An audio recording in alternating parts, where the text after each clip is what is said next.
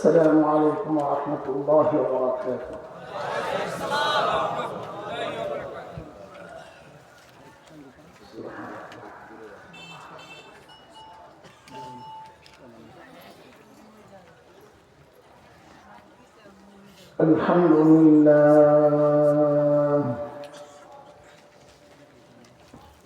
الحمد لله وكفى وسلام على عباده الذين اصطفى. أما بعد فأعوذ بالله من الشيطان الرجيم. بسم الله الرحمن الرحيم.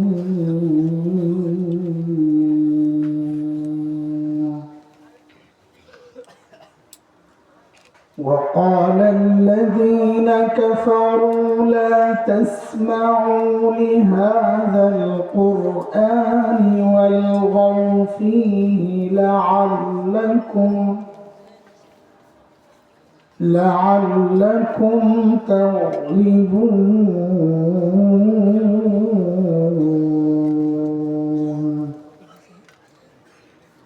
فلنذيقن الذين كفروا عذابا شديدا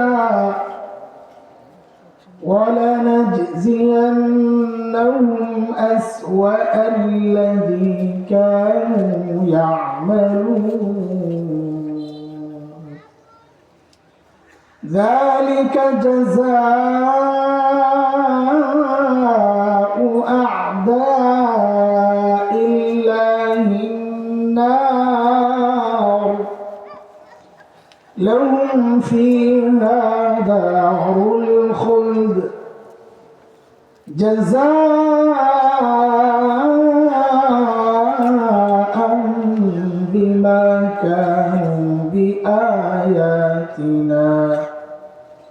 بما كانوا بآياتنا يجحدون. آمنت بالله صدق الله العلي العظيم.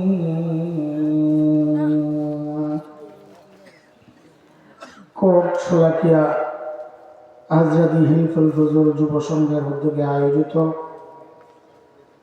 চতুর্থ বার্ষিক ইসলামী মাহফিল এর মুহতারাম সভাপতি, অতিথিবৃন্দ, হাজরাত উলামায়ে কেরাম, মুরব্বিয়ানে আযম, দূর দূরান্ত থেকে আগত ইসলাম প্রিয় সুধী সমাজ, প্রিয় ছাত্র ভাইয়েরা, যুবক বন্ধুরা, পর্দার আড়ালের মা বাবা, আল্লাহ সুবহানাহু ওয়া তাআলার অশেষ মেহেরবানি, করুণা, দয়া, যে মহান মালিক লাখো কোটি মানুষ থেকে বাছাই করে দিন এই মাহফিলে আমাকে আপনাকে আসার বসার, কিছু কথা বলা ও শোনার তৌফিক দান করেছেন। সেজন্য মহান রবের শুকরিয়া আদায় করি, জবান খুলে প্রাণ খুলে কালিমাতুশ শুকর উচ্চারণ করি, আলহামদুলিল্লাহ। এতক্ষণ পর্যন্ত আমাদের অত্যন্ত স্নেহভাজন মাওলানা, আপনাদের এলাকার সন্তান, আমি আগে জানতাম না, এখন বুঝলাম, মনে হয় এদিকে বাড়ি, আমার পিছনে বাড়ি, এলাকার সন্তানদের মূল্য এলাকার মানুষ দেয় না, এটা স্বাভাবিক, দুনিয়ার নিয়ম। নবী আলাইহিস সালাম মক্কা ছেড়ে চলে গেছেন মদিনায়, এলাকার মানুষ দাম দেয়। মাওলানা খুব যোগ্য মানুষ, আর লাইনে তার যোগ্যতা আছে, মেধাবী মানুষ, আমার সাথে খুব ভালো সম্পর্ক রাখেন, যোগাযোগ রাখেন। আমাদের দোয়া এই সমস্ত মাওলানাদের জন্য, তারা আমাদের ভবিষ্যৎ।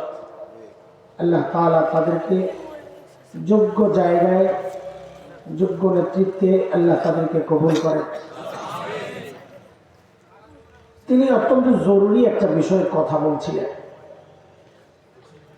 বাকি আমাকে দেখে হয়তো তাড়াহুড়া করেছে, কিন্তু কথাটার আবেদনটা এই সময়ের জন্য অনেক বেশি জরুরি। তিনি এক লাইনে কথা বলেছেন, আমি ঠিক তার উল্টাটা বল। তিনি বলেছেন এখন দরকার, আমরা পারছি না কেন, আমি না পারার কারণটা। এর জন্য কোরআন আল কারীমের 3টা আয়াত আমি পড়েছি, সূরা হামিম আস-সিজদা 26, 27, 28। যার প্রথম আয়াতটা আমার মূল টার্গেট, বাকি 2টা একই প্রসঙ্গের হওয়ার কারণে তিলাওয়াত করছি। আল্লাহ তাআলা কাফেরদের একটা বক্তব্য এনেছেন। আল্লাহ কি বলেন? وقال الذين كفروا لا تسمعوا لهذا القرآن والغوا فيه لعلكم تغلبون। আল্লাহ বলেন যারা কাফির তারা বলে এই কোরআন শুনবা না এবং হট্টগোল তৈরি করবা, তাইলে তোমরা জয়ী হবা, জয়ী থাকবা। তার মানে কাফেররা বুঝে গেছে, দুষ্ট লোকেরা বুঝে গেছে যে এই সমাজে আমরা যদি জয়ী হতে চাই, থাকতে চাই, তো রাস্তা একটাই, সমাজকে কোরআন মুক্ত করো, কোরআনের শাসন, কোরআনের ব্যবস্থা এই সব থেকে আলাদা করো, তাইলেই আমরা এই সমাজ নিয়ন্ত্রণ করতে পারি। চোর কোরআনী শাসন চাইবে না, কারণ তাইলে চুরি চালু রাখা যাবে না। দুর্নীতিবাজ কোরআনী শাসন চাইবে না, তাইলে দুর্নীতি করা যাবে না। দেশের অর্থ লোপাটকারীরা যারা প্রতি বছর 1,80,000 কোটি টাকা বিদেশে পাচার করেছে, কত ইজি হয়ে গেছে এখন 1,80,000 কোটি টাকা বলতেছি না, হ্যাঁ 1 লক্ষ কোটি, এরপরে আবার 80,000, মানে প্রায় 2 লক্ষ কোটি প্রতি বছর। তাহলে 16 বছর পুরো দিনে কত লক্ষ কোটি টাকা বাংলাদেশ থেকে গেছে। এরা কিভাবে চাইবে কোরআনী শাসন? এই টাকার কি? যারা নির্দোষ মানুষগুলোকে বিচারের নামে প্রহসনের মাধ্যমে ফাঁসিতে ঝুলেছে, এরা কোরআনী শাসন চাইবে, কারণ সবগুলার কল্লা যাবে। কথা ঠিক কিনা? 2 চ্যাপ্টারে পাইলে পার্লামেন্টে পিটাইয়া কলা পাতায় শোয়া রাখে, আমি পাইলে টুকরা করে রেখে। ওই যে কালামানিকা দেখছেন না, ওই আগের এক জায়গায় বয়ান ছিল, ওখানে বইলে আসছে, কলিজা ঠান্ডা হয়ে গেছে। ওরা যখন দেখছি পড়ে গেছে, আরো ঠান্ডা হয়েছে যখন শুনছি যে বিশেষ এক লাঠি বিশেষ জায়গায় করছে, বরবাদ। কলিজা ঠান্ডা, আলহামদুলিল্লাহ। খেয়াল করা,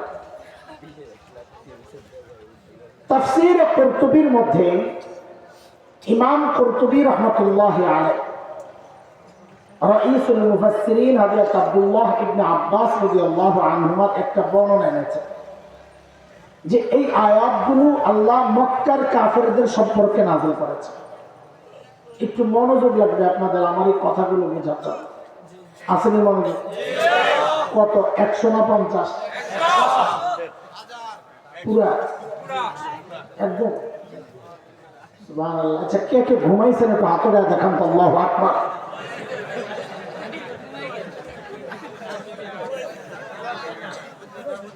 এই নিয়ে 100 মনোযোগ। আরে থাকবো না মনোযোগ? কত? 100 না 50? 100 কি আগের দানা নতুন? আসল না ভেজাল? ঠিক আছে, দেখা যাবে। ইমাম কুরতুবী তাফসীরে কুরতুবীর মধ্যে হযরত ইবনে আব্বাসের বর্ণনা এনেছেন যে এই আয়াতগুলো আল্লাহ মক্কার কাফেরদের সম্পর্কে নাযিল করেছেন। কাদের সম্পর্কে? মক্কার কাফের মানে আবু জাহেলরা, আবু জাহেলদের সম্পর্কে নাযিল করেছে। আবু জাহেলদের বক্তব্যের মূল পয়েন্ট ছিল 2টা। 1, নিজে কোরআন শুনবা না, 2, কাউকে শুনতেও দিবা না। মানে নিজে কোরআন মানবা না, কাউকে মানতেও দিবা না। মূলত এই বক্তব্য আবু জাহেলদের না, মূলত বক্তব্যটা ইবলিসের। কার বলেন? কারণ ইবলিসের চূড়ান্ত টার্গেট হচ্ছে বান্দাকে রব থেকে বিচ্ছিন্ন করা। এটা আমি বললেই তো হবে না, কোরআনের কথা। সূরা আরাফ 16 নম্বর আয়াত। আল্লাহ ইবলিসের বক্তব্য আমাদের সামনে রেখেছেন যেন আমরা সতর্ক হই। আল্লাহ কি বলেন? قال فبما أغويتني لأقعدن لهم صراطك المستقيم। ইবলিস বলে, আল্লাহ যাদের কারণে আমাকে তাড়াইছেন আমি ওদেরকে ছাড়ব না। কি করবি? বলে তারা যেই রাস্তা সিরাতে মুস্তাকিম দিয়ে আপনার কাছে আসবে আমি ওই রাস্তায় বসে যাব, আসতে দিব না। তার মানে ইবলিসের চূড়ান্ত টার্গেট হচ্ছে বান্দাকে রব থেকে বিচ্ছিন্ন করা। আর ইবলিস এটা জানে বান্দাকে রব থেকে বিচ্ছিন্ন করার রাস্তা কি? বলে রাস্তা হচ্ছে বান্দাকে কোরআন থেকে দূরে সরায় দাও, বান্দা অটোমেটিক রব থেকে বিচ্ছিন্ন হয়ে যাবে। কেন? এই কেন বোঝার জন্য সূরা রহমানের প্রথম 3টা আয়াত একটু খেয়াল করে, মনোযোগ মনোযোগ, শুরুর কথাগুলো একটু মনোযোগ। আল্লাহ বলে, আর রহমান আল্লামাল কুরআন খালাকাল ইনসান। আয়াত 3-4 একটু সিরিয়ালটা একটু খেয়াল করে।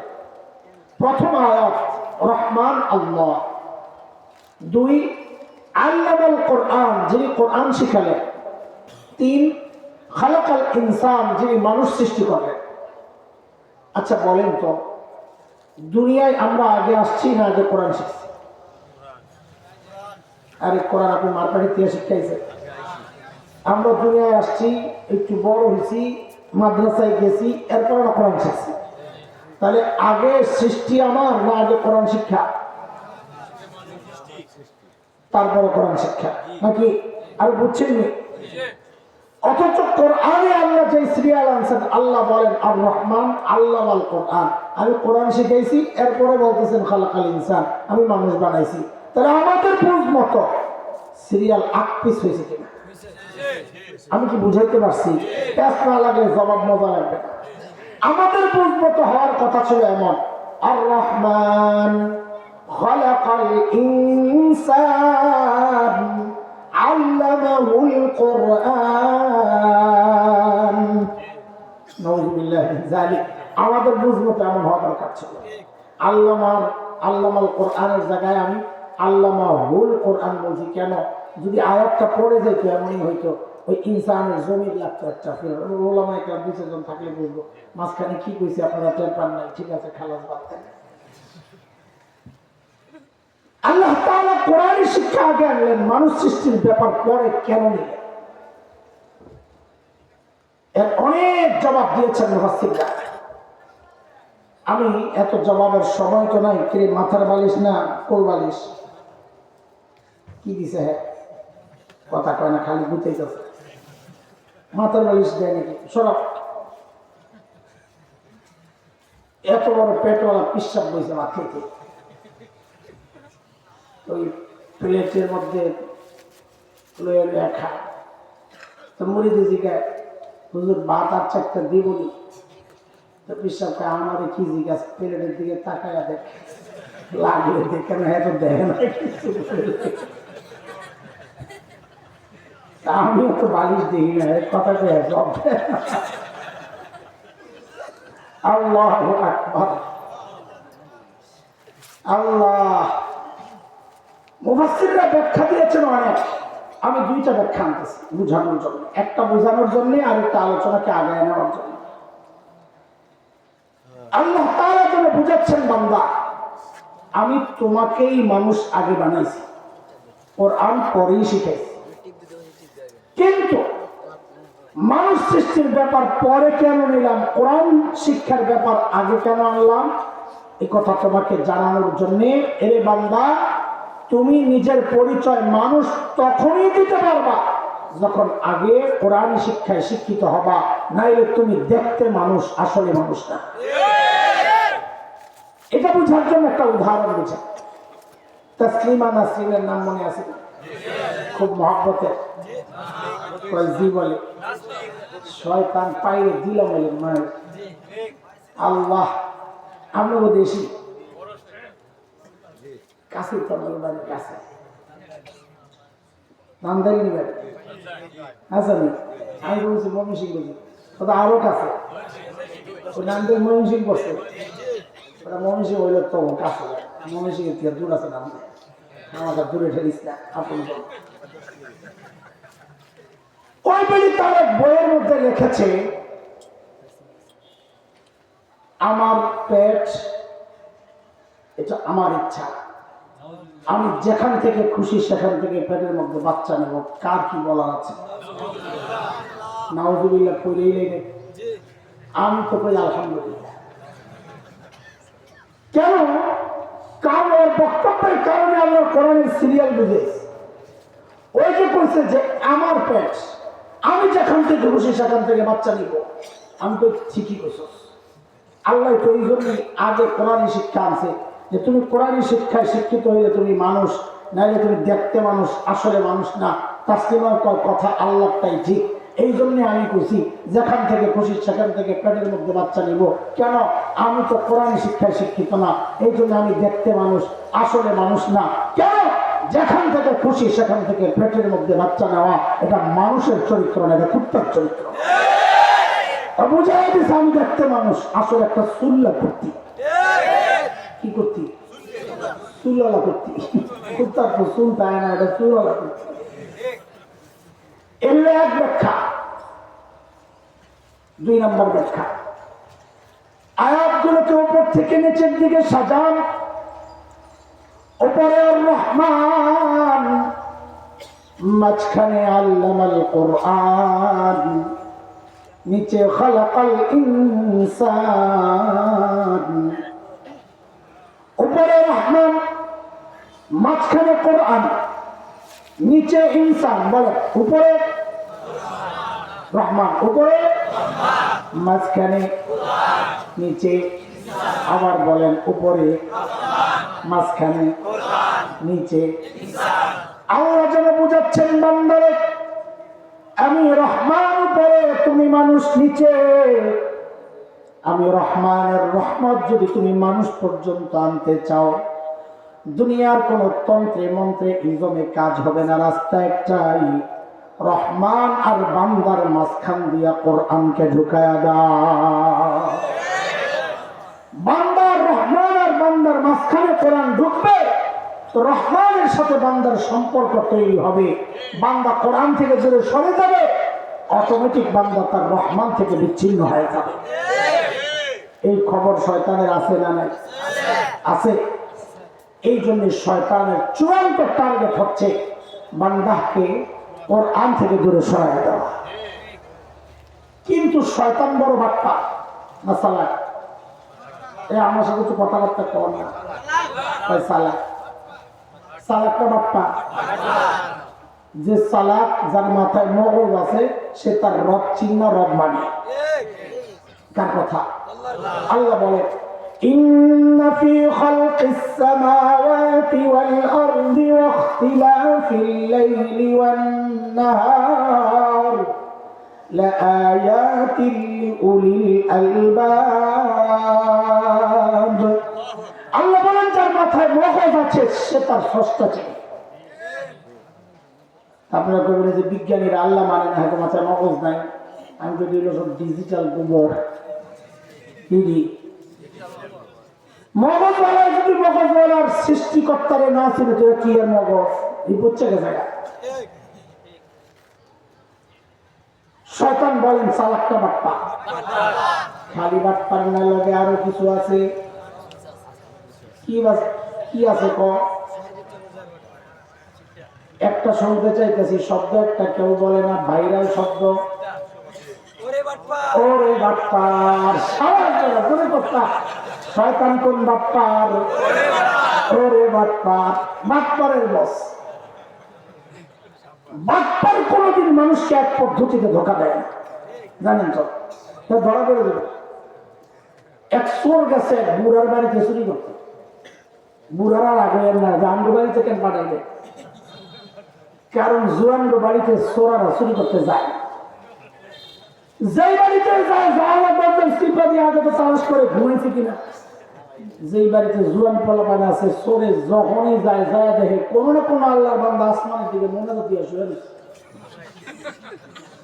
কি করে গায়ে আবার হাসে, সরব নাই, কি করে। এই জন্য রাতে যারা চুরি করতো ওই সোনাগড় মার্কেট এখন বড় খারাপ, মানুষের রাতে ঘুমায় না, কি করবো না। তো চোরাই গেছে বুড়ের বাড়িতে চুরি করতে, কিন্তু চোরাই জানে না বুড়েও তো ফেসবুক চালায়। তারা হাসছস কি বুঝছে, বুড়ার ফেসবুক আবার ঐত্য টিপা টিপি না, বুড়ার ফেসবুক এটা পানসা পায়, রাত্রে হুয়ে হয়ে পানসা পায়, ঘুমায় না। ঠিক নিও বাজার কথা কথা কমলা চাষায় তো কম্বল মুড়ো দিয়া পানসা পায়, ঘুমায় না। চাষি নাই, পিছনের কথা খুব মনে করতেছে, আরে বেরিয়ে গেল আমার হাতে চোরাই ঢুকছে, চাষায় টের পাইছে ঘরে চোর ঢুকছে, কিন্তু কথা কথা কয় না। কি লেগে ঘরের মধ্যে যদি ধরে চোরাই কড়ি টড়ি দিয়া যাইব গা, চিল্লাই দিলে মানুষ ঘরের ভিতরে কে শুনবে। চাষায় মনে মনে অপেক্ষা আছে, তুই খালি বাইরে, আমি বাইরে যাই ধরে চেক করে দিলে আশেপাশে মানুষ হয়। চোরাই গাঠি টাটি গোল করিয়া খালি বাইরে উঠানে নিয়ে রাখছে, কাকায় যায় খাপ করে ধরছে। ধরার পরে চোর তো ডিজিটাল চোর, লড়ে চড়ে চাষার মুখের দিকে তাকাই চাষায় তো আবার কোন চোর ধরলাম, কিরে কি অবস্থা করে, তো বাজার আপনার চেহারা পুরো আমার আব্বার মতো। আসলেই চাষার মন্ডরাও লাগে উঠে যায় বিদেশ, বহুদিন আব্বা ডাক শোনে না, চোরের মুখ থেকে আব্বা শুনে করে যাবে, তারপর একটা ভাব দেয় তাই সংস্কার চুরি করতে কই দিতে চিন্তা করতেছে, কই আইলা আমার থানায় রয়ে চলে সব একটু যাই গিরে কিসে পায়ের মধ্যে কাটা উঠছে, তো কারো উঠে তুই জুতা ছাড়াই দিকে, আমি কি জুতা ছাড়াইছিলাম, জুতা পই গেছে ঘরে ঢুকিয়া জিনিসপত্র লই টই, তো জুতা সব সব আওয়াজ হয়, তো চিন্তা করলাম জুতাটা খুললা কামড়া সাইরা যায়, জুতাটা আনি এই জুতা আনতে যাবো চাপু ধরে, কারণ জুতা কই আপনার ঘরে। এখন আপনি যদি দয়া করেন আমার একটু সুযোগ দেন, আমি জুতা রয়ে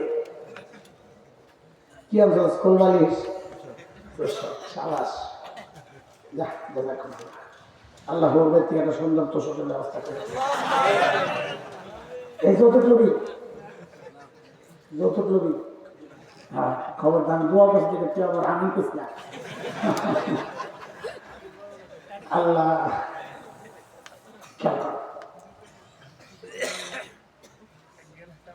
চোরে কয় আমার একটু সুযোগ দেন যায়, চোরে গেছে তো গেছে, আজও গেছে, কালো গেছে, চাষায় তো ঠান্ডা দিয়ে বাইরে খান গেছে, কিরে জুতা বাস্তা লাইটটা যাওয়া, চোর তো কথা পায়, তোরা থাকলে না কথা। চাষা অনেকক্ষণ পরে ঘরে যায় লাইট জ্বালায় দেখে, হাই খোদা চোরাই তো গেছে গেছে, ঘরে যে নতুন কম্বলটা গাই দিয়ে বাগানে ঘুমাইছিল ওই কম্বলটারে প্যাকেট করে রয়ে গেছে।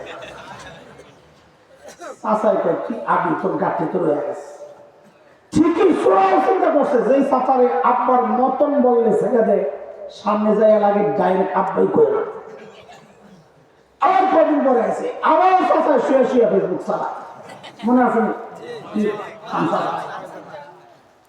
চোরে যখন সব গাঠি অতি গোল করছে, চাচা এবার কিচ্ছু কয় না, যা বাইরে যেই বেরিয়েছে যায় খাপ করে আবারও ধরছে।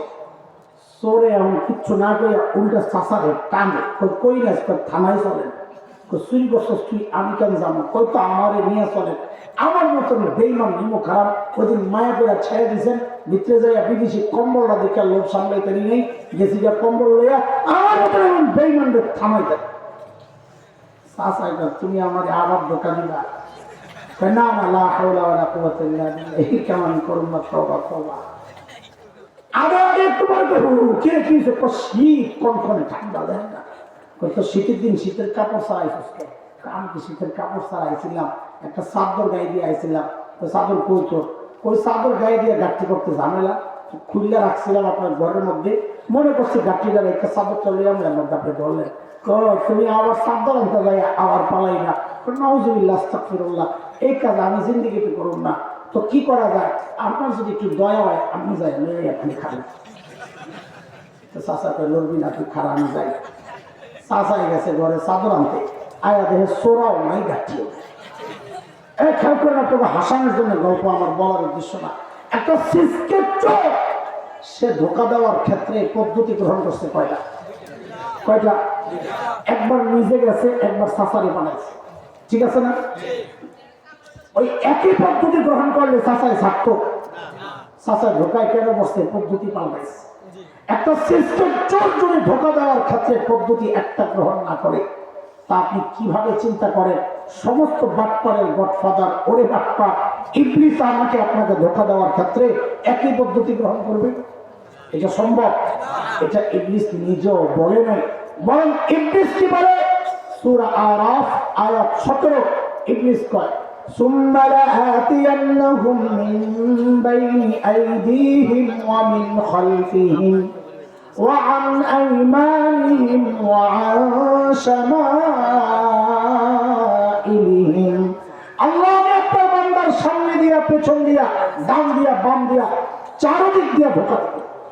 কয় দিক? কথা বলে না, কয় দিক? দিক কয়টা?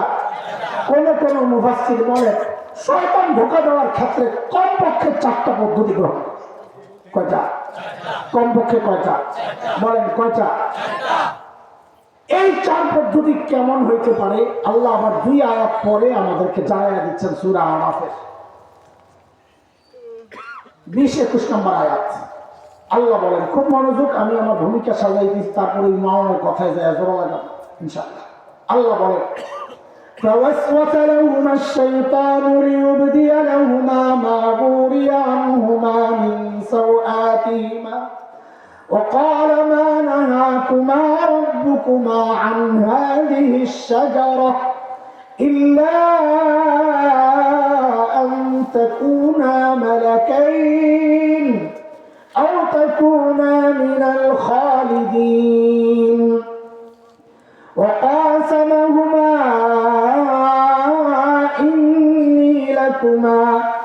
إني لكما لمن الناصحين।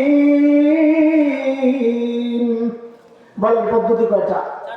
আমার বাবা মাকে ধোঁকা দেওয়ার ক্ষেত্রে যে শয়তান 4 পদ্ধতি গ্রহণ করছে, এটা আবার আল্লাহ আমাদেরকে জানাইয়া দিয়েছে। পদ্ধতি কয়টা? এই পদ্ধতিগুলো একটু দেখেন, তারপর সময়ের সাথে মিলাবেন ইনশাআল্লাহ। শয়তানের 1 নম্বর ধোঁকা, মা নাহাকুমা রাব্বুকুমা আন হাদিহি শাজারা। যা কয় হুজুর ফল খান না কেন? আল্লাহ নিষেধ করছে। কারে হুজুর বুঝেন নাই তো? আল্লাহ নিষেধ করছে, আপনি আল্লাহর কথা বুঝছেন কিছু? বলে কি, আলেমরা তো বুঝে যাবেন খুব সহজেই, মারিফা না কেনার পেজ দিছে শয়তান। আপনারা সাধারণরা এবার বুঝেন। ধরেন এই লাইনে 10টা কাঁঠাল গাছ আছে, আল্লাহ বলছে লা তাকরাবা হাদিহি শাজারা, এই গাছের কাছে যাইও না। তো শয়তান যায় জিজ্ঞেস করে, খান না কেন? আল্লাহ তো কাছে যাইতে মানা করছে। তো শয়তান বলে, আশা যারা, আল্লাহ এই নির্দিষ্ট গাছটা যে এইটার কাছে যাইতে মানা করছেন, আরো 9 গাছ হয়ে গেছে, ওটা তো মানা করে। তাহলে আল্লাহর কালামের সর্বপ্রথম ব্যাখ্যা দিছে কে? মুফাসসির হুজুরের নাম কি? কথা কয় না। আরে মুফাসসির হুজুরের নাম কি? কাজী নামের শুরুতে মুফাসসির, 5 তলা টুপি, ইয়া হাবা কবা, গালের মধ্যে মাখা মুখা, এগুলো দেখতেই চাইতে হয়ে যায় না। আগে দেখেন লেখাপড়া করছে কার কাছে। আরে কথা বলেন না? এখন তো বহুত বড় বড় মাস্তান, মাশাআল্লাহ, কি সুন্দর তাফসীর করে, বাপরে বাপ। মুফাসসির সাহেব মোবাইলের মধ্যে দেখে আবার আমাকে স্টেল লাগায় লয়, দেখে বাপসাবই আলাদা, একটু ইংরেজি কয়, পড়বেন মনে করে, বাপরে বাপ, হুজুরের এলিম আছে, অথচ শুদ্ধ কোরআন শরীফ পড়তে পারে, অসত্য কোরআন পড়ে তাফসীর চলে না। তুমি তো প্রথম নম্বরই ফেল নিয়ে তুমি কি তাফসীর করো না? যে কোরআন শুদ্ধ করতে পারে না তার বয়ান শোনা যাবে না। আপনাদের অনেকের কথাগুলো পছন্দ হয় না, আপনারা এগুলো কইলে মনে করেন কি জানেন, হিংসায় চলে, যে কোরআন শুদ্ধ করতে পারে না অলরেডি হিংসা করতে পারে। আফসুস আফসুস আপনাদের জন্য। শয়তান আল্লাহর কালামের ব্যাখ্যা দিয়েছে একজন নবীর সামনে। খেয়াল করেন, একটা সূক্ষ্ম বিষয় উঠে আনতেছে। শয়তান আল্লাহর কালামের ব্যাখ্যা দিয়েছে কার সামনে? কার সামনে? হ্যাঁ, তাহলে বর্তমান ধোকায় পড়লে আমরা মানে ইয়া লাগে না, অবাক হই না। শয়তান দিছে আল্লাহর কালামের ব্যাখ্যা একজন নবীর সামনে, এখন শয়তানের দোসররা দেয় শরীয়তের ব্যাখ্যা নবীর ওয়ারিস ওলামাদের সামনে। মাঝে মাঝে কিছু কথাবার্তা আসে, হুজুররা কি বুঝে, সব তোরে দিছে আল্লাহ বুঝে। ওই মমতাজ মুহাদ্দিস সাহেব বলে সব জানে, সিয়াসিত্তার সব হাদিস বলে মুখস্থ, সব বলে তর্জমা পড়ে নিয়েছে, সব পড়ে এখন রাস্তায় রাস্তায় গান গায়ে বেড়ায়। আরো কত কিছু আমরা শুনতেছি। এখন আলেম মুফতি আব্দুল মালিকের মতো মানুষ পাগড়িওয়ালা ইঞ্জিনিয়ারের কাছে দিন শিখতে হয়, পাগড়িওয়ালা ডাক্তারের কাছে দিন শিখতে হয়। আর তুমি পড়া কবাল আলেমদের ছাইরা ওই পাগড়িওয়ালা ডাক্তারের পিছনে দৌড়াইতেছে। পোড়া কপাল, এই হতাশা, এই কাকে বুঝা? শয়তান যখন দেখলো 1 নম্বর ঢোকায় কাজ হয় নাই, এইবার বললো 2 নম্বর, ইল্লা আন তাকুনা মালাকাইন, এই ফল কেন খান না? বলে আল্লাহ নিষেধ করছে। বলে আরে হুজুর বুঝলেন না, আল্লাহ নিষেধ করছে, ফল খাইলে আপনারা ফেরেশতা হয়ে যাবেন, এটা আল্লাহ চায় না, খান খান। ধোকাটা কি বুঝছেন? হযরত আদম তো নবী। আহলুস সুন্নাহ ওয়াল জামাতের আকীদা হচ্ছে নবীদের দাম ফেরেশতার চেয়ে বেশি। তাহলে আল্লাহ যাকে নবী বানাইছেন উনি ফল খাইয়া ফেরেশতা হতে যাবেন কোন দুঃখে? জিতাইতে চাইছেন না ঠকাইতে চাইছেন? শয়তান দেখছে আরে এটাও তো কাজ হয় না, মারছে 3 নম্বর, কি আও তাকুনা মিনাল খালিদিন। বলে ফল কেন খান না? বলে আল্লাহ নিষেধ করছে। বলে আরে হুজুর আল্লাহ কেন নিষেধ করছে আপনারা তো বুঝেন নাই, কারণ এই ফল খাইলে আপনি জান্নাতে স্থায়ীভাবে থাকার ব্যবস্থা হয়ে যাবে, এটা আল্লাহ চান না, আল্লাহ আপনাকে বাইর করে দিতে চায়। ধোকাটা কেন বুঝে রাখবে? আল্লাহ তোমার হাওয়াকে জান্নাতে স্থায়ীভাবে থাকার জন্য বানানি না। ওই পাঠাবেন বলে বানাইছেন, কোথায় বলেন না কোথায়? তো দুনিয়ায় পাঠানোর জন্য বানাইলে একটা ব্যস্ত লাগে, আপনাকে লাগে কিনা আমি জানি না। দুনিয়ায় পাঠানোর জন্য বানাইলে ডাইরেক্ট দুনিয়ায় পাঠিয়ে দিতেন, আবার জান্নাতে ঢুকাইছেন কি? জান্নাতে ঢুকানোর কারণে তো ব্যস্ত লাগলো, শয়তানের লাগে দেখা হলো, গন্ডগোল লেগে। আরে ব্যস্ত লাগে কি লাগে না? এর একটা সরল সহজ জবাব আপনাদের চারপাশ থেকে বুঝবেন। মেয়েরা যখন কোন মুরগি কিনে আনে পালার জন্য, কিসের জন্য? পালার জন্য মুরগি কিনে আনলে আই নাই কি মুরগি ছেড়ে দেয় না কয়েকদিন বান্দা রাখে? কয়েকদিন বান্দা খানা টানা দেয় কেন? মুরগিরে বাড়িছি না, মুরগিরে কেন যেন ছেড়ে দিলে আবার সারাদিন ঘুরে ফিরে বিকালে আবার আয়া পড়ে। আল্লাহ আমার বাবা মারও জান্নাতের জন্যই বানাইছেন, দুনিয়ায় পাঠাইছেন যে, তাহলে জান্নাতে ঢুকাইছেন কি জন্যে?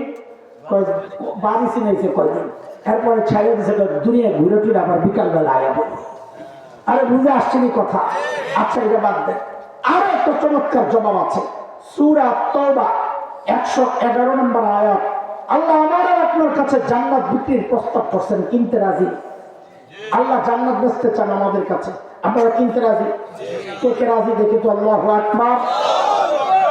ওই তাড়াতাড়ি আপনার হুজুররা বেজাল লাগাইব, জান্নাত যে কেনার জন্য রেডি হয়েছেন, জান্নাত দেখছেন? এই জন্য তো নাস্তিক মোরতাদরা কয় হুজুর এই মোল্লারা, এই দিনদার, এগুলো সব অন্ধবিশ্বাসী, যা শোনে তাই বিশ্বাস করে। আমরা অন্ধবিশ্বাসী না বুঝে শুনে? কোথায় বুঝে শুনে? জান্নাত তো না দেখে কেনার জন্য রেডি হয়ে গেল, কার রাখবে?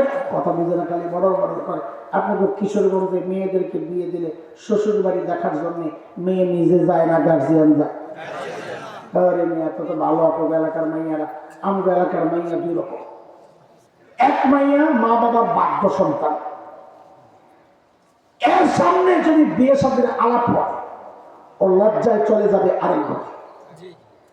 সমবয়সী কাউরে পাঠায় মা বাবার কাছে নিউজ দিবে যে আমার দেখার দরকার নেই, জানার দরকার নাই, শোনার দরকার নাই, আপনাদের দেখাই আমার দেখা। আর রকম মাইয়া আছে মা বাবার অবাধ্য সন্তান, ঢাকার সাহাবাদের গভীর রাতের স্লোগান কম্মা ছিলেন না? বেড়া গলে রাত্রে স্লোগান দেয় বিল কেন? ওই বাড়ি যদি কয় তোর বিয়ে ঠিক করতেছি, আলোচনা চলতেছে, বেরি কি করবো? আমি একটু টাইম চাই, একটু সময় লাগবে আমার। কেন? ওর মাথায় গেল ওই আগের যেটি আছে হেঁটি বালা না এটা বালা, তো করবো আমার বেটার অপশন চুজ করার একটু সুযোগ আমাকে দিতে হবে। দেখি আমি আপনারা জিজ্ঞেস করি, আপনারা মা বাবার বাধ্য সন্তান না অবাধ্য সন্তান? তাহলে তো বোঝা সহজ। আল্লাহ আদম আর হাওয়াকে ডাইরেক্ট দুনিয়ায় না পাঠায় জান্নাত থেকে ঘুরায় আনছেন। কেন? যেন কিয়ামত পর্যন্ত নাস্তিক মুরতাদদের জবান বন্ধ হয়ে যায় যে না না না, আমরা জান্নাত না দেখেই তোমার জন্য রেডি হই নাই, বরং আমাদের মা বাবা, আমরা মা বাবার বাধ্য সন্তান, আমাদের মা বাবা জান্নাত দেখছেন, আমাদের দেখার দরকার নাই। শয়তান কয় শাস্তে কারবারে হুজুর তো বড় কট্টর হুজুর দেখা যায়। কয় হুজুর আপনার এই ধোকা কোন রাস্তায় দেওয়া লাগবে আমার জানা আছে। আপনি টুপি দেখলেই কাজ হয়ে যান, তসবির প্রতি আপনার দুর্বলতা, জানামাজের প্রতি আপনার দুর্বলতা, তাহাজ্জুদের প্রতি দুর্বলতা, এই জন্য আমাদেরকে ধোকা দেওয়ার ক্ষেত্রে মানুষ এগুলা ব্যবহার করে। সারা জিন্দেগি ইসলামের বিরুদ্ধে, নির্বাচন আসলে দেখি আরে বাপরে বাপ, টুপি টাপি লাগায় পুরো হাসান বসছি, হিজাব লাগায় পরে বসিয়া ঘুমের থেকে উঠতে বলে খালি জানামাজ খোঁজে। সুবহানাল্লাহ। আরেকজনে তো 80 রাকাত তাহাজ্জুদ পড়ে প্রতি রাত। আমি তো পীর পাল্টানো নিয়োগ করছি, এমন পীর থাকতে আমি খামাকা অন্য পীরের কাছে কেন যাবো? আমার পীর তো 20 রাকাতের বেশি পড়ে বলে আমি জানি না। 80 রাকাত ওরা পীর ধরা দরকার। পীরের কাছে যাবো, এর মধ্যে শুধু পীর বলে পালাই গেছে। এমন খেলুন কাল্লা খেয়াল করেন মুসলমান, ফালতু আলাপ করতেছি। আমি একটা কথা সাজাইতেছি আস্তে আস্তে। শয়তান জায়গায় ঢুকাই দিস, আল্লাহর নাম নেওয়া শুরু করছে। কি? وقاسمهما إني لكما لمن الناصحين। আমারে ভুল বুঝেন না, আল্লাহর কসম খায়া বলি আমি আপনাদের হিতাকাঙ্ক্ষী। সুবহানাল্লাহ। শয়তান যার হিতাকাঙ্ক্ষী হয় তার আর শত্রু লাগে না, যেমন ভারত যার বন্ধু হয় তারও আর শত্রু লাগে না। কথা ঠিক কিনা বলো? আমরা 16 বছর খালি এই বয়ান গেলেছি, ভারত আমাদের বন্ধু বন্ধু বন্ধু বন্ধু। কেন বন্ধু? এত আপনজন কেন? কত কিছু দেয় দেখো না, পেঁয়াজ দেয়, আলু দেয়, চিনি দেয়, আর কি গরু দেয়, খালি বলে দেয় আর দেয় আর দেয় আর দেয়। 5ই আগস্ট আমাদের দামাল ছেলেরা যখন বাংলাদেশ থেকে মাখন যাওয়ার পাইপটা কাইটা দিল, সব দেওয়া বন্ধ, এখন খালি হুমকি দেয় হুমকি দেয় হুমকি দেয়। খালি বলে আমার দেশ বলে থাকবে না, বাংলাদেশ থাকবে না। কই দেব? হ্যাঁ, এই পেজ বন্ধ করে দিব, খালি পেজ দেবে না। আমাকে দিস না, আমাকে আপাই শিখাই গেছে পেজ ছাড়াও তরকারি রান্না করা যায়। খাতো যে একটু মেরুদণ্ড সোজা করে বাড়াইছে পেজ লাগবো না। এমন দেখি দাদারা বস্তা সামনে কান্দে, দাদা কি খবর, মন ভালো না? না দাদা, দিনকাল ভালো যাচ্ছে না। কেন? বাংলাদেশিরা পেজ নিচ্ছে না দাদা, শেষ হয়ে গেল। তো খাইব না, ওই কলিজা নেই তো খাওয়ানো। এদেশের মানুষের যে কলিজা খাওয়ার ক্ষেত্রে অবক কলিজা শুকাইতে শুকাইতে আর্জি হয়ে বেড়াইতে গেলে মেহমানকে কি দেয় জানে? মাটির ছোট্ট একটা পেয়ালা, এই কি বলে কাপ, এই ছোট্ট কাপের মধ্যে চা দিব, তাও অর্ধেক। চিকন একটা টোস্ট দিব, দিতেই পারে সামর্থ্য অনুযায়ী। একটু চা একটা টোস্ট দিব, যে আকর্ষণ হলো পরে একটু দিয়ে কি বলবে জানে? দাদা পুরোটা খেয়ে নিয়ে। কি কয়? দাদা পুরোটা খেয়ে নিয়ে। বাপরে বাপ, কতগুলো দিছে, পুরোটা খেতে কয়। এমন কাজটা কাজটা দেশ দখল করে, মাঝে মাঝে হুমকি দেয়। আমি ওই করে যাবো, কারো দেশ দখল করা হয়। দেশ দখল করার জন্য উন্নত শক্তি মানসিকতা লাগে। কথা বলেন না? এই বেসকি মুসকি না দিয়ে সাহস করে ভিক্ষা দাগ খেলবো ইনশাআল্লাহ। আরে প্রস্তুত আছো তো ইনশাআল্লাহ? আমার ভাই বলেছে, আমি ওই কথার থেকে আসতেছি আস্তে আস্তে। আমরা অপেক্ষায় আছি ইনশাআল্লাহ। এই দেশে একদিন কোরআনের আইন কায়েম হবেই হবে। আমাদের এক নেতা, এখন তো ইনশাল্লাহ বলে তো বোর্ডের সুবাতে বলে পাওয়া যাবে না। আমাদের এক নেতা কয় আমার দলের সাথে শরিয়া আইনের কোনো সম্পর্ক নেই। তোর মতো মগার সম্পর্ক থাকা না থাকাতে কিছু যায় আসে না। বাংলাদেশে শরিয়া আইন কায়েম হবে ইনশাআল্লাহ। আমরা এতটা আশাবাদী কোত্থেকে হলাম? ওই ছেলেটাকে দেখে রংপুরে বল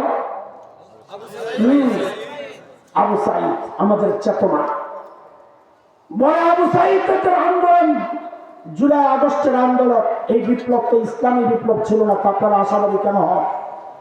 আমরা বলি ইসলামী বিপ্লব ছিল না, কথা ঠিক, কিন্তু আমাদের বিশ্বাস এটাই ইসলামী বিপ্লবের সুবহে সাদিক, শুভ সূচনা। খুব শিগগির ইসলামী বিপ্লবের সূর্য উদিত হবে ইনশাআল্লাহ।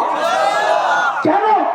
আরে যারা দুনিয়ার স্বার্থের জন্য হাত দুইটা ছড়াইয়া বুক পাইতা পুলিশের বুলেটের সামনে নিজেকে উৎসর্গ করতে পারে, তারা কোরআনী আইন কায়েমের জন্য এমন লক্ষ কোটি যুবক প্রস্তুত হয়ে যাবে যে আমরা বাংলাদেশে কোরআনী শাসনের জন্য নিজের জীবন উৎসর্গ করতে প্রস্তুত।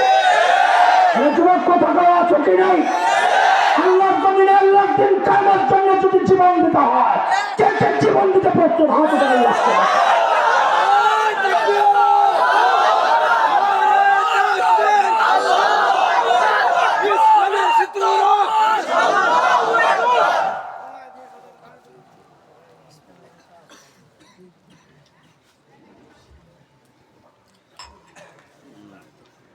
আবার ডাক দিলে পালায় যাবে না তো, মুসলমান পালায় না। ফখরুল সাহেবের বাড়িও তালাশ করে না। জায়গা দিবেন তো? না দিব না, তোর মামু আছে না জায়গা। মুসলমান ময়দান তালাশ করে। আরে কথা বলে, মুসলমান লড়াই হবে কোথায়? মুসলমান ময়দান তালাশ করে। যারা রক্ত দিতে জানে, শাহাদাত যাদের জীবনের চূড়ান্ত চাওয়া, তারা হুমকি ধমকিরে ভয় পায় না। তারা তো মরতে পারলে তাকে নাকি নিজের জীবনের সবচেয়ে চরম সৌভাগ্য মনে করে। কথা বলেন। আমরা শাইখুল হিন্দের রুহানি সন্তান, যে শাইখুল হিন্দ ইংরেজদের নির্যাতনের মুখে বলেছিলেন, এ কুলাঙ্গার শোন। কুলাঙ্গার বলেন নাই হযরত, আল্লাহ আমাকে মাফ করুন। এই শোন, আমার শরীর থেকে আমার কল্লা আলাদা করা যাবে, কিন্তু আমার সিনা থেকে ইমাম ছিনায় নিতে পারবে না। আমার তাদের সন্তান, আমাদেরকে টুকরা টুকরা করা যাবে, পুরাই ছাই করা যাবে, কিন্তু আমাদের বিশ্বাস সেই ছাই থেকে উচ্চারিত হবে লা শারীকা আল্লাহ, আল্লাহু আকবার। কথা বলেন। ইনশাআল্লাহ আমাদের ছাইয়ের উপরই বাংলাদেশে ইসলামী হুকুমত কায়েম হবে ইনশাআল্লাহ।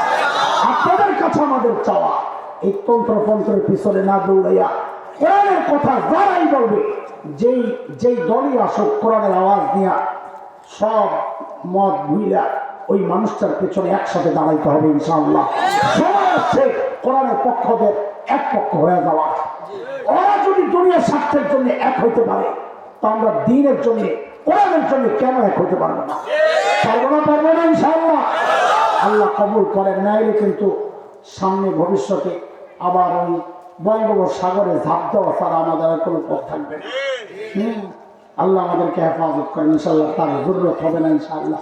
আমরা দিল্লিতে কোরআনের শাসন কায়েম করবো ইনশাআল্লাহ। লাল কেল্লায় কালিমার পতাকা উড়াবো। আমরা সাগরে কেন ঝাঁপ দেব? আমাদের গন্তব্য পশ্চিমের দিকে, কিন্তু পশ্চিমে।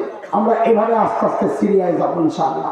সিরিয়ায় কালিমার পতাকা উঠে গেছে, আফগানিস্তানে কালিমার পতাকা উঠে গেছে। সেই কালিমার পতাকা নিয়ে আমরা সিরিয়ার দিকে আগাইতে থাকবো। দাজ্জালের বিরুদ্ধে আমাদের পরবর্তী প্রজন্ম লড়াই করবে ইনশাআল্লাহ। আল্লাহ কবুল করে। এই যে এতক্ষণ যা বুঝাইলাম, কি বুঝাইতে চাইছি সংক্ষেপে এটা বলি, তারপর নতুন কথা। সেটা হচ্ছে শয়তানের চূড়ান্ত চাওয়া হচ্ছে মানুষকে কোরআন থেকে দূরে সরানো। এটাকে বুঝাইতে পারছি? বুঝছে? 2 নম্বর কথা, এই চাওয়া বাস্তবায়নে শয়তান মানুষকে এক পদ্ধতিতে ধোঁকা দিবে না। শয়তানের পদ্ধতির প্রক্রিয়া ভিন্ন ভিন্ন। এটাকে বুঝাইতে পারছি? কথা বলে। এখন সময়ের আলেম হিসাবে আমাদের কর্তব্য আপনাদের চোখে আঙ্গুল দিয়ে দেখায় দেওয়া, এই যুগে কোরআন বিরোধী মানুষগুলো কিভাবে আমাকে আপনাকে কোরআন থেকে দূরে সরাইতে চায়। আমি আপনাদেরকে ছোট্ট করে 2টা উদাহরণ দিই। কোরআন বিরোধীদের বিভিন্ন টার্গেট আছে। এক হচ্ছে কোরআনী শিক্ষা থেকে দূরে সরানো, এটা একটা টার্গেট। আরেকটা হচ্ছে আলাদা আলাদা করার বিধান থেকে আমাকে আপনাকে দূরে সরাবে। যেমন আপনাদেরকে বলি, লিজ্জাকারি মিসলু হাজ্জিল উনসায়াইন, মিরাস, মৃত ব্যক্তি রেখে যাওয়া সম্পত্তির যে বন্টন নীতি শরীয়তের, ছেলে পাবে যা, মেয়ে পাবে অর্ধেক। বলে আমার সাথে বলেন কথা, ছেলে পাবে যা, বলেন ছেলে পাবে যা, মেয়ে পাবে যা, ছেলে পাবে ডাবল। এই বিধান কার? আল্লাহ আমাদেরকে জানাইছেন কিসের মাধ্যমে? বলেন কিসের মাধ্যমে? ওদের লম্বা সময়ের টার্গেট হচ্ছে এই বিধান থেকে আমাকে আপনাকে দূরে সরানো। নানান ছলে বলে কৌশলে চেষ্টা করেছে, পারে নাই। শুরুতে কি বলেছে? একই বাবার সন্তান, মেয়ে পাবে অর্ধেক, ছেলে পাবে ডবল। কেন? কেউ কেউ গিলছে যুক্তি, কেউ গেলে নাই। পরে একটা স্লোগান তারা তৈরি করছে, সেই স্লোগানের নাম হচ্ছে সমান অধিকার। কি কি কি? সমান অধিকার। যেই না এই স্লোগান হচ্ছে, এখন বহু নেককার মানুষকে দেখি কেটে গেছে। আমার এক মুসল্লি আমাকে এসে বলে, হুজুর যাই বলে এই বিধানটা না কেমন কেমন জানি লাগে। আমি মুখের উপর বলে দিছি, আপনার ইমানটা লইয়াও আমার কেমন কেমন জানি লাগে। কথা বলেন না কেন? কারণ সূরা আহজাবে আল্লাহ নিজে বলেছেন, 36 নম্বর আয়াত, মা কানা লিমুমিনিন ওয়ালা মুমিনাহ ইযা কাদাল্লাহু ওয়া রাসূলুহু আমরা আন ইয়াকুনা লাহুমুল খিয়ারাতু মিন আমরিহিম। আল্লাহ বলেন, আল্লাহ রাসূলের বিধান আসার পর কোন কেমন কেমন লাগে চলবে না। কোন ইমানদার বলতে পারে না কেমন কেমন লাগে। যা বলে আল্লাহ তাই মানতে আমরা বাধ্য। কথা ঠিক কিনা বলে? তারপরেও আপনাদের দিলের মধ্যে একটু কেমন খসখস লাগতে পারে, এর জন্য তো আমরা আছি ইনশাআল্লাহ। আমরা আপনাদেরকে বুঝাইয়া দিই কেন এটা যৌক্তিক বন্টন নীতি, কেন এটা একটু বুঝাই। আমরা একটা দেখলে দেখাই দিই, আপনারা বুঝবেন যে সবগুলোই শরীয়তের বিধান, এমন যৌক্তিক। অযৌক্তিক কোন বিধান আল্লাহ আমাদেরকে দেন নাই। হ্যাঁ, ওই যুক্তি বুঝার মতো শক্তি সামর্থ্য আমাদের নেই। বুঝে আসছেন কথা? বলে এটা বোঝার জন্য আগে একটা উদাহরণ বলছে। আমাদের হযরত আসছে, নিচে একটু ঠেলে দিয়ে উপরে উঠাই দেবেন, আল্লাহ কবুল করে। তবে উপরে সবসময় উঠলে যে ইজ্জত বাড়ে তা না। বাসের ভিতরে জায়গা না থাকলে ছাদে উঠাই দেয়। আমি আপাতত ছাদে আছি, ঠিক আছে না? কথা বলছিস না, একটু হাতে তাকাই দিচ্ছিস। আমি কই আছি এখন? তাহলে ইজ্জত কার? নিচের ওয়ালাদের না উপরে ওয়ালাদের? নিচের ওয়ালা, ঠিক আছে না? আপনারাও তাই, আমারও ছাদে উঠাই দিচ্ছে। আল্লাহ, হুজুর মাদ্রাসার বাজার করাবেন, খুব ভালো করে বুঝে। বোর্ডিং ম্যানেজারে ডাক দিছে, আজকে কত লাগলো? তো হুজুর 5,000 টাকা, 5,000 কন্যা দিছে। আমাকে একটু জবাব দেন, কি জন্য দিছে? কি জন্যে? হুজুর একটা পিচ্ছি আছে, পিচ্ছি কাটবো, আমি একটু বাজারে যাব। তো হুজুর বোর্ডিং ম্যানেজারে কয়, ওরে নিয়ে যান। দেখে পিচ্ছি কেমন জানি মোড়ামুড়ি করে। তো বাবা মা সন্তানের স্বভাব চরিত্র সম্পর্কে সবচেয়ে ভালো জানে। অমরামরির কারণ হচ্ছে হুজুর পকেট থেকে কসকসে একটা 100 টাকার নোট বাইর করে কয়, ধর মজা খাইছে। বলেন তো কি জন্য দিছে? কত আগে দিছে? কত? কি জন্যে বলা লাগবে? কি জন্যে ওরা দিছে? কত? কি জন্যে? যেই খালি ওরা 100 টাকা দিছে, ও 360 ডিগ্রি একটা এমন মোচড় মারছে। কি হয়েছে? আরে কি হয়েছে? আরে আশ্চর্য, কি হয়েছে বলবি তো? আমি নেব না। তো নিবি না? তুই এমন করছ কেন? কি লেগে নিবি না? কত দিছ? 100। বানাবো না। কি লেগে? কত লাগবে তো? 5,000। কত? 5,000 কেন? ওনারা দিয়েছেন যে তুই তো বাজারে যাইব। আমিও তো বাজারে যাবো, সমান দিকে। আচ্ছা, আপনারা বলেন এই দাবিটা যৌক্তিক না অযৌক্তিক? পাগলামি শিশুগুলো, পাগলামি কিনা? কথা বলেন, পাগলামি কিনা? এই পাগলামির ওরা সমান অধিকারের নামে আপনাদেরকে গেলাতে চাই। কেমনি? এবার একটু আল্লাহ ছেলেকে ভাগ দিচ্ছেন 2টা। বলেন আমার সাথে বলেন, কয়টা? মেয়েকে ভাগ দিচ্ছেন কয়টা? আল্লাহ ছেলেকে ভাগ দিচ্ছেন কয়টা? কিন্তু দায়িত্ব দিয়েছেন 4টা। দায়িত্ব কয়টা? কয়টা? মুখস্থ করেন কয়টা? ও ছেলে, তুমি যদি বাবা হও, আগে স্বামী দিয়া ধরেন। ও ছেলে, তুমি যদি স্বামী হও তো স্ত্রীর ভরণ পোষণের দায়িত্ব তুমি স্বামীর। ও ছেলে, তুমি যদি বাবা হও তো কন্যার ভরণ পোষণের দায়িত্ব তুমি বাবার। ও ছেলে, তুমি যদি সন্তান হও তো মায়ের ভরণ পোষণের দায়িত্ব তুমি সন্তানের। ও ছেলে, তুমি যদি ভাই হও তো বোনের ভরণ পোষণের দায়িত্ব তুমি ভাইয়ের। বলে দায়িত্ব কয়টা? ভাগ কয়টা? বলে দায়িত্ব কয়টা? আল্লাহ মেয়েরে ভাগ দিয়েছেন কয়টা? দায়িত্ব আমি যেমনি বলি এমনি বলবেন, 0। না না, এটা এমন ভাবে জোরে বুঝে তীর মারার মতো, যেন যারা সংশয়বাদী আছে ও পরিযায় যায়। আল্লাহ মেয়েরে ভাগ দিচ্ছেন একটা, দায়িত্ব কয়টা? আরো জোরে 0। কেমনে 0? তুমি যদি মা হও তো তোমার ভরণ পোষণের দায়িত্ব তুমি তোমার সন্তানের। ও মেয়ে, তুমি যদি স্ত্রী হও তোমার ভরণ পোষণের দায়িত্ব তোমার স্বামীর। ও মেয়ে, তুমি যদি কন্যা হও তোমার ভরণ পোষণের দায়িত্ব তোমার বাবার। ও মেয়ে, তুমি যদি বোন হও তোমার ভরণ পোষণের দায়িত্ব তোমার ভাইয়ের। কত দেখি দায়িত্ব কয়টা? দায়িত্ব কয়টা? ভাগ কয়টা? দায়িত্ব নাই, ভাগ কেন? মজা খাইতে। কি খাইতে? একদম কি খাইতে? ছেলের আল্লাহ ভাগ দিচ্ছেন কয়টা? দায়িত্ব কয়টা? ভাগ দুইটা কেন? বাজার করতে। কি করতে? সবজির বাজার করে তুই খাওয়াবি। তাহলে ছেলেরা 2 দিচ্ছেন কেন? মেয়েরা 1 দিচ্ছেন কেন? মজা খাওয়া গরু যদি কয় আমারও 2 দেওয়া লাগবে, সমান অধিকার, আপনারাই কর, এই দাবি যৌক্তিক না পাগলামি? অথচ শয়তানরা এই সমান অধিকারের নামে আমাকে আপনাকে কোরআনের এই বিধান থেকে দূরে সরানোর চক্রান্তে মেতেছে। আমি যদি সারা রাত বসে বসে আপনাদের একটা একটা করে দেখাই, দেখানো শেষ হবে না কিভাবে এই সমাজকে কোরআন থেকে মানুষকে দূরে সরানোর চক্রান্ত চলতেছে। আল্লাহ আমাদেরকে হেফাজত করেন। দ্বিতীয় পদ্ধতিটা বড় ভয়ঙ্কর। সেটা হচ্ছে মানুষকে কোরআন থেকে দূরে সরানোর জন্য একটা অপপ্রচার। এটার নাম, এই অপপ্রচারটা হচ্ছে ভয়ঙ্কর এক পদ্ধতি। আমি আপনাদেরকে 2-3টা উদাহরণ দিই। দেখেন, বাংলাদেশে বিভিন্ন বন্ধ যায়, সরকারি ছুটি দিবস আছে, বিভিন্ন জাতীয় দিবস, 16ই ডিসেম্বর, 26 মার্চ, এই যে আসতেছে 21 ফেব্রুয়ারি। এই সমস্ত দিবসগুলোতে স্কুল কলেজগুলোতে খেলাধুলার প্রতিযোগিতা হয় কিনা? হয়। আপনারা আমার চেয়ে ভালো জানেন। ওই প্রতিযোগিতার মধ্যে একটা ইভেন্ট আছে, যেমন খুশি তেমন সাজো হয়। এই স্কুল কলেজের পোলাপেন কথা কস থাকে, মরা ঘরে মরা ঘরে কথা তো হয়, যেমন খুশি তেমন সাজো হয়। ইদানিং আমরা শুনতে পাচ্ছি যেমন খুশি তেমন সাজের মধ্যে একটা সাজ এমন করা হয়, একটা ছোট্ট ছেলেকে দাড়ি টুপি লাগাইয়া হুজুর সাজায়, একটা ছোট্ট মেয়েকে শাড়ি পরাইয়া যুবতী মেয়ে সাজায়।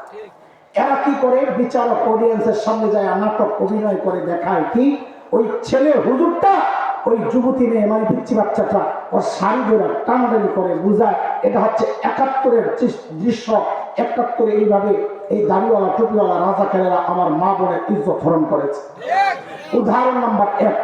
উদাহরণ নাম্বার 2, বাংলাদেশের টেলিভিশন সিনেমা মঞ্চ নাটকে যে সিনেমা নাটক হয় এর মধ্যে 2টা চরিত্র থাকে, একটা থাকে ভিলেন আর একটা থাকে নায়ক।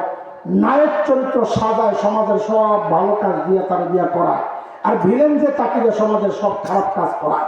এটাই আমরা শুনতে পাচ্ছি, সেই নায়ক সাজায় যাকে দিয়া তাকে যেমন খুশি তেমন সাজায়, কিন্তু ভিলেন যে সাজায় তার মাথায় একটা টুপি লাগাইয়া দেয়, মুখে একটু দাড়ি লাগাইয়া দেয়।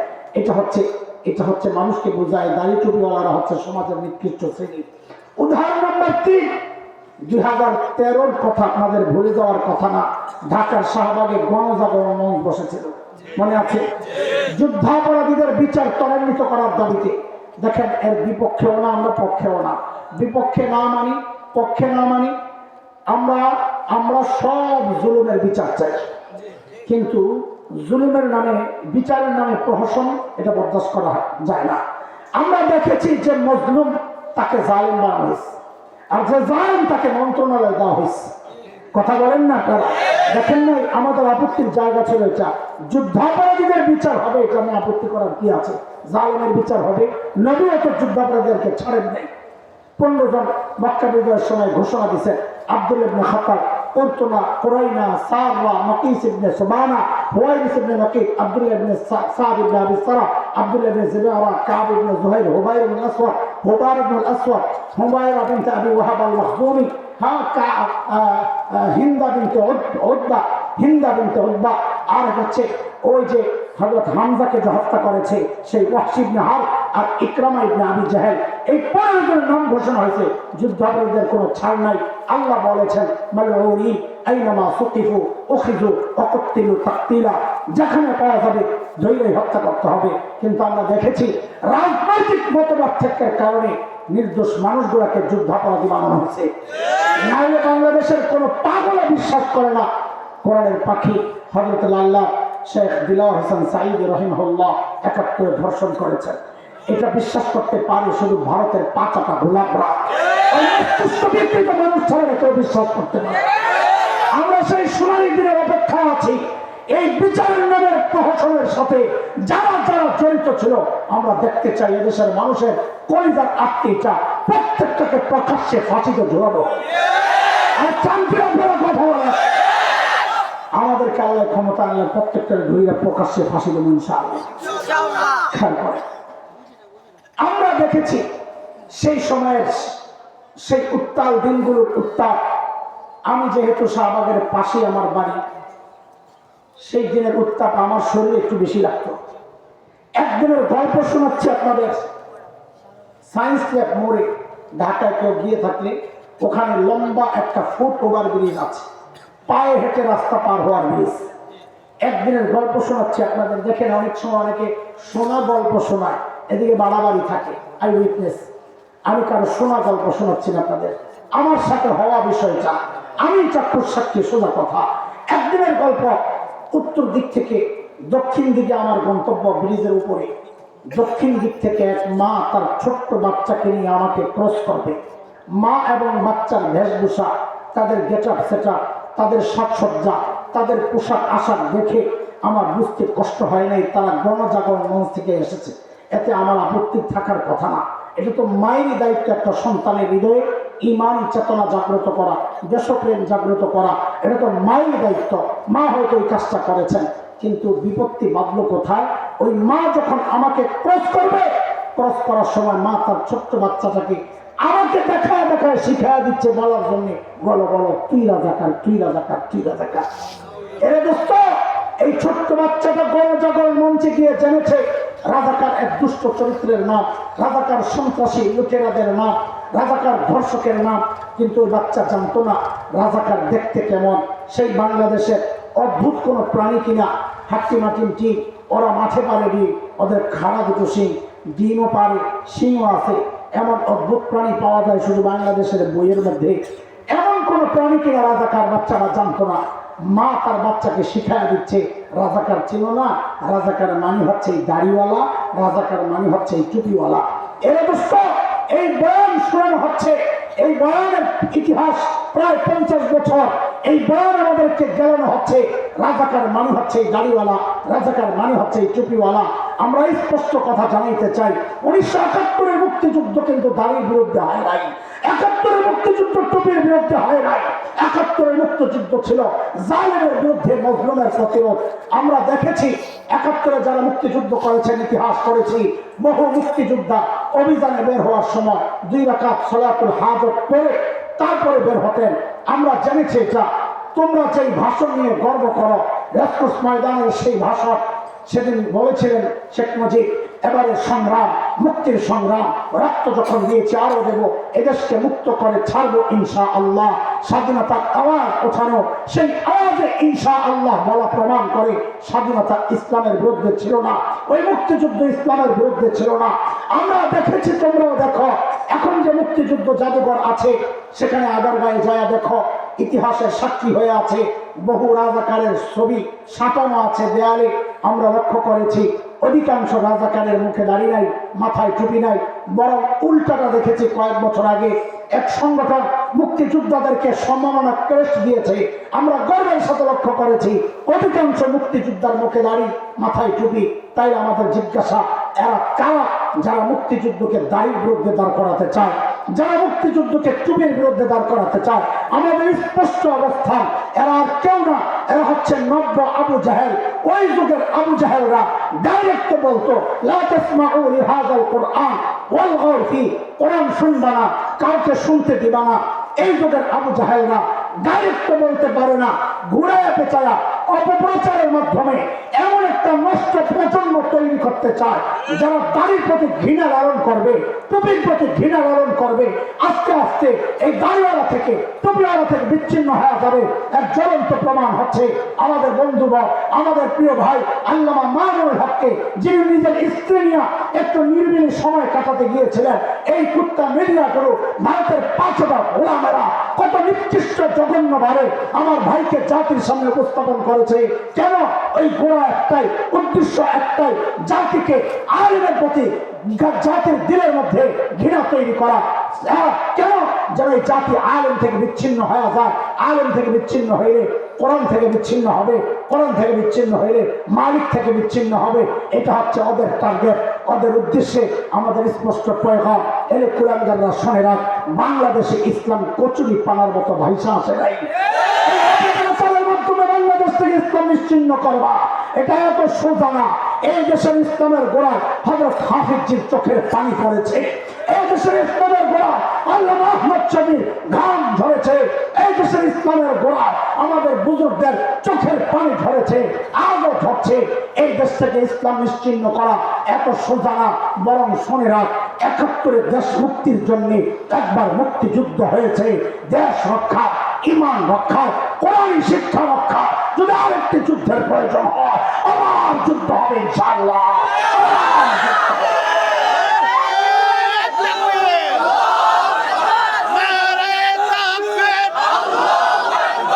ইসলামের শত্রুরা হুঁশিয়ার সাবধান, ইসলামের শত্রুরা হুঁশিয়ার সাবধান। আল কোরআনের আলো ঘরে ঘরে আলো, নারে তাকবীর। খালি কোরআনের শাসন চাই, কোরআনের শাসন চাই বললেই হবে না। কোন কোন লাইনের বাধাগুলো আসতেছে আগে ওই লাইনও চিহ্নিত করতে হবে। শত্রু না চিনলে আগানো যাবে না। শত্রু চিহ্নিত করা এটা খুব সহজ হিসাব। যারাই দেখবেন আলেমদেরকে নিয়ে কুৎসা রাখা, যারাই দেখবেন আলেমদের বিরোধিতা করে, যারাই দেখবেন আলেমদেরকে প্রতিপক্ষ মনে করে, সেটা তাবলীগের লাইনে হোক, সেটা জিহাদের লাইনে হোক, সেটা রাজনীতির লাইনে হোক, যেই লাইনই হোক, আলেম থেকে জাতিকে যারা বিচ্ছিন্ন করতে চায়, চোখ বন্ধ করে সিদ্ধান্ত নিতে হবে। ওরাই একমাত্র পাপিষ্ঠ যারা বাংলাদেশে কোরআনী শাসন চায় না। আমরা চাই কি চাই না? বলেন চাই কি চাই না? চাই কি চাই না? যদি চাই কোরআনওয়ালা যাদের মাধ্যমে শাসন কায়েম হবে, সেই কোরআনওয়ালাদের হাত ছাড়া যাবে না। বলেন ছাড়বো না ইনশাআল্লাহ। আমরা হাত ছাড়বো না ইনশাআল্লাহ। আমার জীবন চলে যাবে, এই জায়গায় আমরা আপোষ করতে রাজি না ইনশাআল্লাহ। আল্লাহর জমিনে আল্লাহর দিন কায়েমের জন্য যদি আমার রক্ত দিতে হয়, আমি রক্ত দিতে প্রস্তুত ইনশাআল্লাহ। মাল দিতে হয়, মাল দিতে প্রস্তুত। আমার কল্লা দিতে হইলে আমি কল্লা দিতে প্রস্তুত আছি তো ইনশাআল্লাহ। আরে আল্লাহকে সাক্ষী বানাও না, কে কে রাজি দেখি। আল্লাহু আকবার। আল্লাহ কবুল করেন, আমিন। আমার ভাই কথাগুলো বলতে চাচ্ছিলেন, তাড়াহুড়ার কারণে হয়তো গুছাইতে পারেন নাই। আমি তার অসমাপ্ত কথাগুলো শেষ করলাম। আল্লাহ তাআলা আমাদেরকে, আমাদের মাথা খুলে দেন, আল্লাহ তাআলা আমাদের চোখ খুলে দেন, আমাদেরকে নূর দান করেন, রুশ দান করেন। আল্লাহ তাআলা যেন আমরা সত্য মিথ্যা আলাদা করতে পারি, বাতিল ধরতে পারি, চিহ্নিত করে বাঁচতে পারি। আল্লাহ কবুল করেন। এই সুন্দর আয়োজন যারা পেছনে ছিলেন, আল্লাহ তাদেরকেও কবুল করেন, আমিন। وآخر دعوانا الحمد لله رب العالمين سبحانك اللهم وبحمدك أشهد أن لا إله إلا أنت